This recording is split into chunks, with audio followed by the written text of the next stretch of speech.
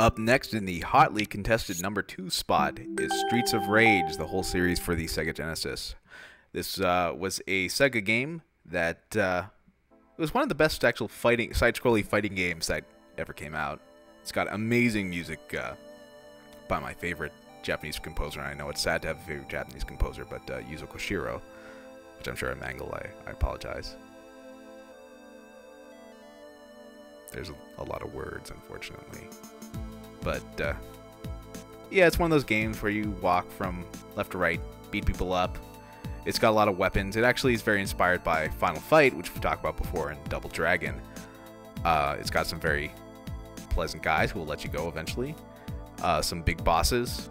The first game, though, not that gay. I know I've included it as number 2, but really, it's the sequels that take the cake. Streets of Rage 1 was a much less gay version of Final Fight. It didn't have the same artistic sense. The characters were much more just very heavy anime style. They weren't as masculine. Although it does have a positive portrayal of a black guy, which, coming from Japan and being in 1991, I think, when this was released, is pretty amazing. I know it's a side-scrolling beat-em-up, but still, gotta give them props for that. Here's the cast of 3 guys, Axel, Blaze, and Adam, I believe.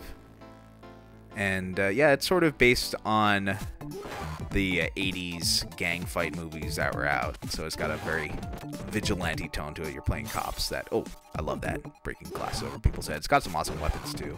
The 2-player co-op is pretty fun.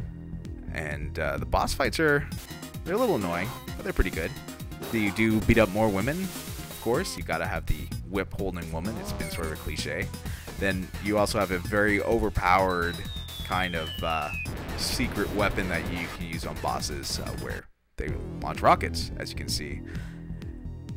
Really the only kind of gay things about these games are a couple of the bosses. There's this wrestler guy, I think his name is Abidabi, who is pretty good, and you got this bearish fat guy who shoots fire, and it's one of those annoying bosses whose patterns you just can't dodge. You just have to keep sucking up the damage and losing lives using your special weapons.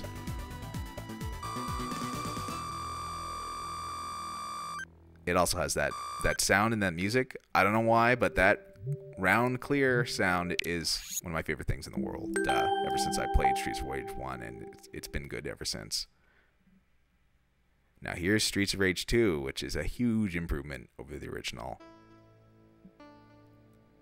Even if the opening music isn't quite as good, it's still just an incredible game. It's also a lot gayer. I don't know why they switched art departments or something, but the design of the enemies and the design of your main characters, they've bulked up. There's also bigger sprites, especially this is a post-Street Fighter 2 world, so they couldn't get by with just those kind of smaller sprites from the first game. They had to really up the size of the cartridge. It was one of the first 2 megabyte Genesis cartridges that are 16-bit. So a lot more graphics, a lot better design on the characters. I think the first one was maybe 1 megabyte. Maybe. I think it came out after Strider, which I know was the first 1 megabyte Genesis game. So let's have a look. There's Axel again. Adam was kidnapped, so you can't choose him. And Skate, who is one of the most annoying characters ever made in the game. He's this little kid who is on roller skates, kind of an extreme 90s character. If you weren't around the 90s or weren't old enough, roller skating kids were considered cool. I know it's hard to believe, but you have this guy who is Max, and he's pretty awesome. He's one of Adam's brothers, I believe. I believe him and Skate are both brothers of him, and as you can see, he's a pro wrestler, of course, and just like Hagar, he's here to kick a lot of ass. He's wearing some blue tights, which I like. Ooh, beat up that woman. Beat up that woman! She was singing, probably badly. I love this animation here. That's a little gay. So I think the presence of Max does make this game a lot gayer. But there's quite a few other reasons that would include this series. Oh, hold on. Yes. When you get that extra life, it's completely sublime. You also have these guys who are some kind of punk, but for whatever reason they're wearing Guns N' Roses style leopard print spandex pants. in different colors, yellow, blue, and then you get into a truck and they're kind of watching you and cheering, I guess. It's a little gay. Maybe I'm using my imagination too much.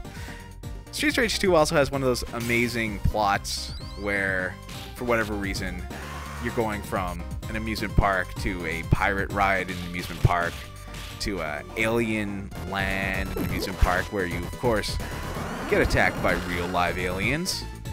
Then you go to a baseball stadium with signs that say, "It's like B," I think. There's some other great signs in the background there, like baseball, I think. There's another upgraded fat guy, but this is incredible. The home plate, the pitching mound, will actually take you to what looks like XXL in London. I don't remember there being fist fights there, but the crowd behind you, yeah, that pretty much looks like a bear bar. And there's, oh, look at that.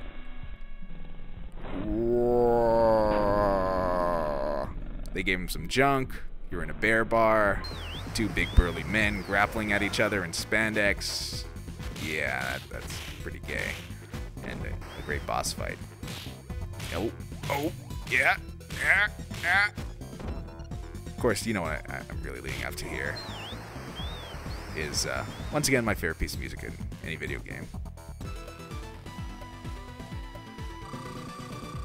I promise I won't make you listen to it again, but that one-up sound, when you get that one-up sound, it's one of the best things you'll ever hear. There's also this guy who reminds me a bit of Bald Bull, maybe combined with what's his name? King Hippo. And then you have Mr. Big, who sadly is not as amazing as he could be. He's kind of got a mullet, and he's a jerk who has a machine gun. Now, I was kind of hoping for some character art, something good to show you from Max, so I was waiting to play through the entire game to get the stills at the end. Okay, I skipped it for you. See, I told you I would. But Max, he's sort of weirdly ripped. Other than that one shot, he has far too many back muscles, and it's just not too hot. Now, Streets of Rage 3 goes back to being a little less gay. I don't know why, but they kind of took out the really burly characters you don't have going to XXL and Vauxhall, which I really don't remember getting to by the home plate, but it's been a long time. I seem to remember just taking the tube over to Vauxhall and getting off there, but who knows? It's a non-accurate simulation, maybe. Now, they replaced the big wrestler guy with some old man with a robotic body, which kind of is cool, but for the oh god, there's skate talking. Gotta skip that. For the purpose of this game, not as fun. You have the Vin Diesel type still. Some other jerk with a gun who looks like Jason Alexander. The fat guys are, I think, the exact same sprite as before. And you've got those spandex wearing guys, but yeah, it's kind of a weaker thing. It's a good game, I guess. It's not as good as Streets of Rage 2. But if you look at the Japanese version, Bare Knuckle 3, it looks again the same. You know, you play through for a while, beat up some people. The bad guys have some different names, but that's okay. But look over there. That guy might make it one of the gayest game series ever, because yeah. Not only does he scream like a woman, he prances around the screen, jumping with his arms in the air. He's got a female symbol. He's wearing pantyhose and what looks like a leather thong. And he cries when you beat him. Now, the fun thing is, once you defeat him and die, if you've been holding down the A button the whole time, you continue, and you can actually select Ash, who is that guy, as your character, which is pretty amazing. You know, it's a great stereotype here. For whatever reason, you can only do this in the Japanese version. They took him out. Maybe they thought that Americans didn't want to see some horrible caricature of gay men prancing around in tiny underwear. But to the Japanese, this was incredibly hilarious.